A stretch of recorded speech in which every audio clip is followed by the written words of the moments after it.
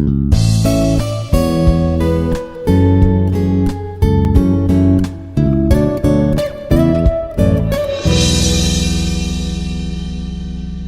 everyone, this is Raju, Assistant Professor of Chemistry in Freshman Engineering Department, Institute of Aeronautical Engineering College, Dundigal, Hyderabad.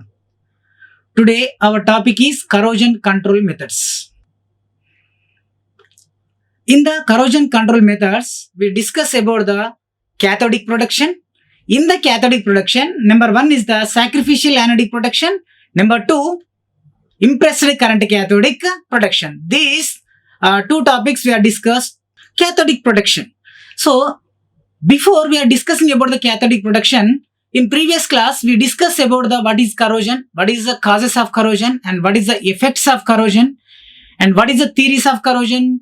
The theories of corrosion are two types. One is the dry corrosion, and next one is the wet corrosion. So, in the dry corrosion and wet corrosion, how the dry corrosion occurs and how the wet corrosion occurs, we discuss. And what is the mechanism is involved in the dry corrosion and wet corrosion, already we discussed. And next we discuss about the factors affecting the rate of corrosion. What are the factors affecting the rate of corrosion? The factors affecting the rate of corrosion is due to mainly nature of metal and nature of environment. In the nature of environment and nature of metal we discussed in the previous class. Next one, we are discuss about the types of corrosion. In the types of corrosion, we discuss about the pitting corrosion, galvanic corrosion, waterline corrosion, and soil corrosion, caustic embrittlement corrosion, stress corrosion, strain corrosion, etc. These all are we discussed in the previous class. Now we are discussing about the corrosion control methods. Previous class we discussed how the metal undergoes corrosion and what are the mechanisms involving, what are the factors affecting, and how many types of corrosions are there. That only we discussed. Now today topic we discuss about the how to control the corrosion. So in the corrosion control methods, main technique is the cathodic protection. Before that, we want to control the corrosion. Just we are avoid the water, and if the metal is reaction with the oxygen and water, then only that metal undergoes corrosion. So we are avoid that. That means we are avoiding from water and oxygen. Then we are minimize the rate of corrosion. In that way, one of the method in the corrosion control methods, one of the method is cathodic protection. In the cathodic protection, the metal form as a metal ion plus N electrons. So this is called as anode. Anodic reaction. So anode means this is oxidation. When the metal undergo oxidation and losing of electron takes place, that will undergo oxidation. That means the base metal undergoes corrosion. The base metal undergoes corrosion. In the mechanism of corrosion, so metal losing of electron takes form as a metal ion plus gives N electrons, and if the in presence of acidic media and H plus ions gaining of 2 electron takes place, hydrogen gas evolution takes place. Hydrogen gas evolution takes place. This H plus, that means in the acidic media, that H plus ions are present, gaining of 2 electron takes place from the base metal.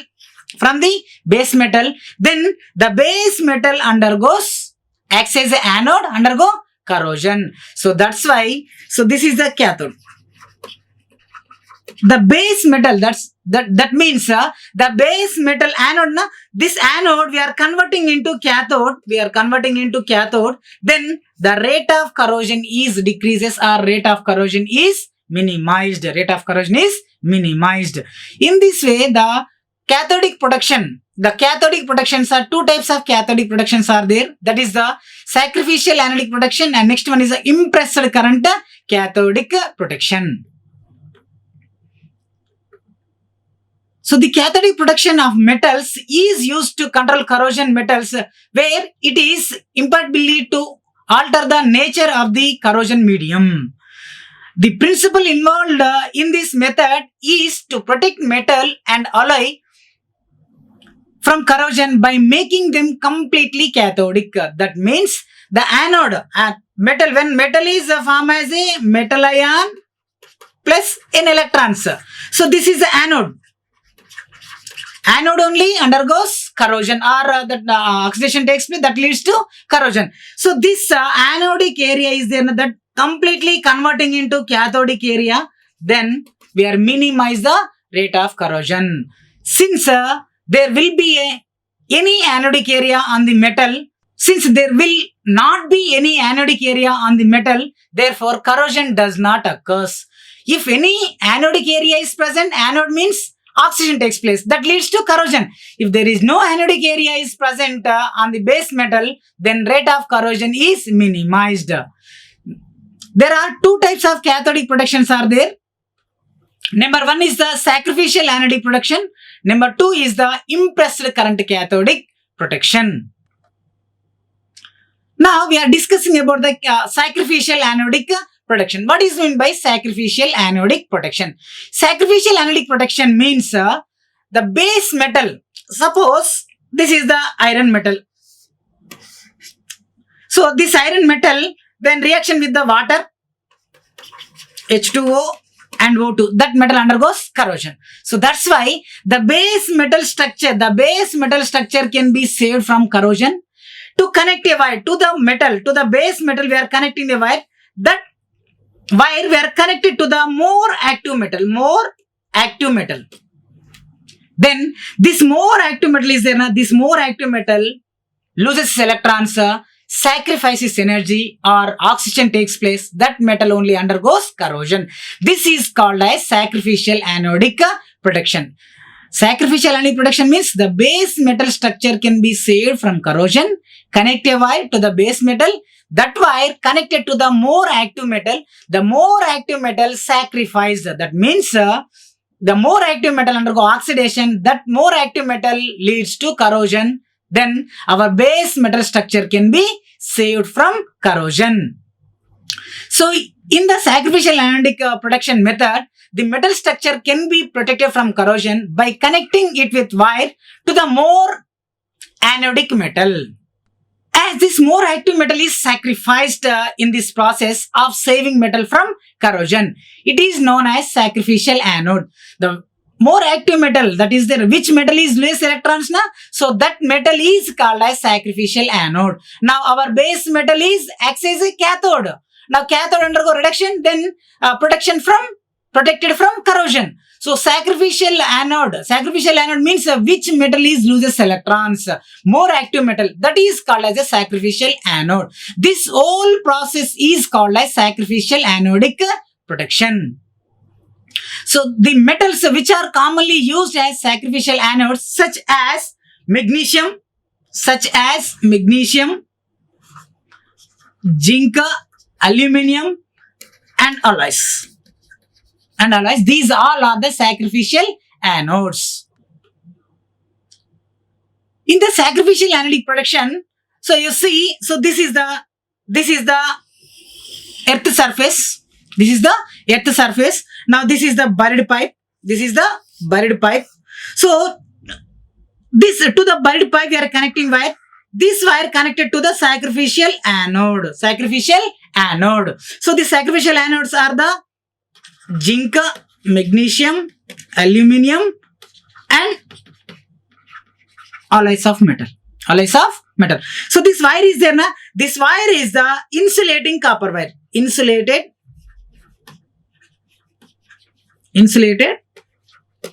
copper wire.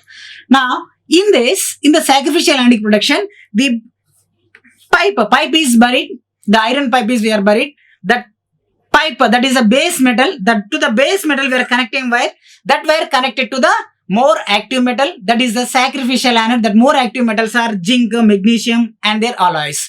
Now in this is the iron pipe. This acts as an anode, but to the pipe we are connecting a wire. That wire connected to the more active metal. The more active metal sacrifice, that means the losing of electron takes place. So electrons are transferring from anode. So this one acts as a anode. Now this acts as a cathode. Anode converting into cathode. Our base metal structure can be saved from corrosion. This is the sacrificial anodic protection diagram. Main applications of sacrificial anodic protections are the base metal structure can be saved from corrosion of soil. So when in the soil corrosion, you see the protection of underground pipelines or cables from soil corrosion. Protection of underground pipelines and cables from soil corrosion. You see, so this is the pipe. So this is the pipe. We are buried the pipe. This is the iron pipe, buried pipe. Now this base metal structure can be saved from soil corrosion. How? We are connecting to the base metal. We are connecting a wire. That wire connected to the more active metal. So that more active metal sacrifices energy. That more active metal undergoes corrosion. Our base metal structure, that means pipeline. That pipeline is there. The structure can be saved from soil corrosion. So you see, this is the soil corrosion. Due to the soil, what happened? The iron pipe is undergoes corrosion. So this corrosion we are minimize or soil corrosion we are prevented. That means the pipeline structure can be saved from corrosion, soil corrosion. How? By the sacrificial anodic protection. Next application is protection of ships and boat hulls from marine corrosion. Protection of ships and boat hulls from marine corrosion. Let us see the diagram. You see, this is the ship hull or boat hull. So this is the ship hull or boat hull. So this metal, this is made up by iron only. So that when that reaction with the water and oxygen and environment, that ship hull or boat hull undergoes corrosion. So this is called as marine corrosion. So that ship hull and boat hulls are protected from corrosion. How? We are hung in this we are hung the zinc or copper wire, zinc or magnesium sheets. Zinc or magnesium sheets we are hung. Then, so this is iron. This is the zinc and magnesium. These are the more active metals. So this more active metals only undergoes corrosion. If the zinc and magnesium sheets are completely undergoes corrosion, that means exhausted, then we are replaced with a new one. So the ship hulls and boat hulls we are protected from marine corrosion by using the sacrificial anodic protection. Next application about the sacrificial anodic protection, preventing of rusty water by inserting magnesium sheets or rods into domestic water boilers or tankers. So you see, so this is the water tank, water. Now this is made up by steel or iron. Now, so this iron or steel metals reaction with the water, that tanker, that means tanks undergoes corrosion. So this corrosion can be minimized. So this is called as waterline corrosion. So this waterline corrosion can be minimized. Simple. Just we are hung the magnesium or zinc sheets. So we are connecting a insulating wire, and to the insulating wire we are connecting the more active metals like magnesium or zinc. Now this is the iron. Now this zinc and magnesium sheets are undergoes corrosion. Now our base metal structure can be saved from corrosion. That means waterline corrosion. So you see, this is a waterline corrosion we are observed. So this waterline corrosion can be prevented by using the sacrificial anodic protection. So next cathodic protection, that is impressed current cathodic protection. So in the impressed current cathodic protection, we are applying the direct current. But in the sacrificial anodic protection, we are not applying any direct current. Just we are connecting the wire to the base metal. That wire connected to the more active metal. That more active metal only undergoes corrosion. But in the impressed current cathodic protection, the rate of corrosion, that means rate of corrosion is minimized or nullified when we are applying the direct current. The rate of corrosion is minimized and nullified when we are applying the direct current. How? As the name of implies, an impressed current is applied to the corroding metal from the anode to cathode. So the base metal is there na? Before we are applying the impressed current cathode protection, this is the anode. So to this we are applying the direct current. So now this anode is converting into acts as a cathode. cathode. Then if the anode is converting into cathode, the rate of corrosion is minimized or preventing from corrosion. The applied current is in opposite direction since to nullify the corrosion current. This can be accomplished by applying the sufficient amount of direct current source like battery or rectifier to an anode like graphite, high silica iron, stainless steel or platinum buried in soil or impressed in the corrosion medium and connected to the corroding metal structure which is to be protected as shown in diagram below. You see, so in this diagram, so this is the base metal. This is a base metal structure. So this one we are applied to the DC and this one we are applied to the, we are connected, that wire connected to the buried scrap of iron, graphite, silica, etc. These are surrounding this one. We are pouring the gypsum. Then what we are observing now, the electrons are transferring from this side to base metal. Now the base metal gaining of electron takes place and this buried is there now, so that the scrap of iron is there, so that only undergoes losing of electron takes place, that acts as an anode, that only undergoes corrosion. So in the impressed current cathodic protection, so in this the rectifier, you see this is the rectifier drives the corrosion current to simultate the anode corroding. So this is the anodic part. So this is the base metal structure. So this base metal structure we are connected to the DC, direct currents. So this is the DC now connected to the backfill. So this one is simply we are called as backfill. So in the backfill we are using the scrap of iron material and graphite, etc. we are using. Surrounding this scrap of backfill, that means surrounding the scrap of iron or graphite, we are pouring the gypsum. We are pouring the gypsum. When we are taking the scrap of iron, so losing of electron takes place. The electrons are flows from anode to cathode. Our base metal, so this acts as a, make it as a cathode. Now the base metal structure can be saved from corrosion. In the impressed current cathodic protection, we are applying the direct current to nullify the rate of current. So this is the base metal and this is a direct current. This is a backfill. In the backfill, we are filling the scrap of iron or gypsum or alloys we are buried. So surrounding this iron, scrap of iron, we are taking the gypsum. Now this backfill is in this backfill only losing of electron takes place from electron transfer from anode, that means backfill to main pipeline structure. That main pipeline structure, that means buried pipe, long length line pipeline structure, that the structure can be saved from corrosion. That means anode is converting into cathode. Anode is converting into cathode. So this is also impressed current cathodic protection diagram. You see this is the buried pipe. This is a buried pipe, iron pipe, and this is the DC source, and this is the backfill. This is the backfill. In the backfill, what we are taken? Scrap of iron, scrap of or graphite. Surrounding this one, we are taking the gypsum.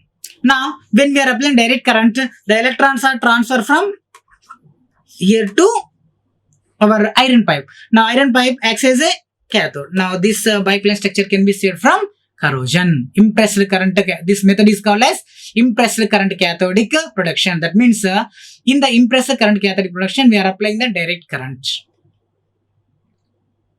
In impressed current cathodic protection, electrons are supplied from an external cell so that the object itself becomes cathodic and not oxidized. That which one, the pipeline structure is there na? So that is becomes, that means acts as a cathode and does not undergoes oxidation. This type of cathodic protection iron has been applied to buried structures such as tanks and pipelines, transmission line towers, marine pipes, and laid up ships, etc. Since their operating and maintenance costs are less, they are well situated for large structure and long-term operation. So this impressed current cathode production mainly we are used for long length pipeline structures. So that are mainly we are used in tanks, pipelines, transmission line towers, long length pipeline structures. The cost of this impressed current cathode production is there na very less. So this impressed current cathode production mainly we are observed now that Mission Bhagiratha is there na, that Mission Bhagiratha pipelines that are all are made up by iron only. So this by using the impressed current cathodic protection, the pipeline structure, that pipes are iron pipes, that iron pipes are protected from corrosion. How? The connect a wire to the base metal iron and to the we are applying the direct current. In the backfill, we are taking the scrap of iron. Surrounding the scrap of iron, we are taking the gypsum. Now, transfer of electron takes place from scrap of iron. That means a backfill to base metal structure. Pipelines. Now, that pipeline structure acts as a cathodic and there is no oxidation takes place. The base metal structure can be saved from corrosion by using the impressed current cathodic protection. So, you see the diagram. So, electrons are transferred from backfill to long length pipeline structures. So, this is the DC. So, this is about sacrificial energy protection. Next one is the metal cladding. So, in the cathode protection, one of the next technique is metal cladding. Metal cladding means the base metal coated with dense. The base metal coated with dense. That is called as metal cladding. The base metal is sandwiched between the two metals. The base metal is sandwiched between the two metals. Base metal is thin and surrounding that metals are very thick. So that is a very large amount of we are taken. So that is the process called as metal cladding. The base metal is coated with the dense. That is called as metal cladding. The surface to be protected is sandwiched between two thin layers of metal and pressed between rollers. So base metal we are sandwiched between the another two metals. So that is denser and we are processed through the rollers. These finished product may be welded at the edges or riveted at the some points. That means the final product compound is there, that sheets are there. So in the corners of the final sheet we are welded or we are using the screws. We are riveted. Riveted means we are using the screws. The coat metal has to be anode to the base metal and only plain surfaces can be cladded. This method is used for coating aluminium, chromium, nickel, duraluminum, etc. So that the structure is, you see. So these both are the rollers. These are the rollers. And these are also rollers. So this is the base metal, that is duraluminum. And this is aluminium. And this also aluminium. So this is a base metal, duraluminum. Duraluminum is sandwiched between the, this one is the 96%, 95 to 95.5, 96% of aluminium we are taken. Now, this one aluminium and duraluminum, aluminium. Duraluminum is sandwiched between the aluminium. Then we are processed through the rollers. When we are applying the temperature, pressure and catalyst. To the catalyst, then we are getting the clad sheet. Then we are getting the clad sheets. So when we are getting the clad sheet, on the corner of the clad sheet, we are welded or we are tightened with the screws or rivets. So now, so this process is called as metal cladding. See, so this is the base metal. This is the base metal. So this now in between the sandwich between the two metals, that means aluminium and duraluminum, and these are the rollers. We are processed through the rollers. We are applying the temperature. Then we are getting the clad sheet. So this clad sheet mainly we are used in aircraft industries. For wings purpose we are using the metal cladding process. In the metal cladding, a coating of a thin homogeneous layer of a coating metal on a base metal, a fused. So that is strongly binds permanently either on one side or on the both sides and passed through rollers under heat and pressure. So the base metal is sandwiched between the that means duraluminum is, for example, we are taking the duraluminum. Duraluminum is sandwich between the aluminum, pure metal, that is 95.5 or 96.5% of aluminum are taken, then passes through the rollers, and we are applying the heat and pressure, that means temperature and pressure, we are getting the clad sheet. All corrosion resistant metals like nickel, copper, silver, rhodium and platinum, and alloys like steel, nickel alloy can be used as cladding material. Base metal on which cladding is done are mild steel, aluminium, copper, nickel and other alloys. Duraluminum is very light metal alloy used in aircraft industries. So this metal cladding process are mainly they are used for aircraft industries. Thank you. Like, share and subscribe. Hit the bell icon for more updates.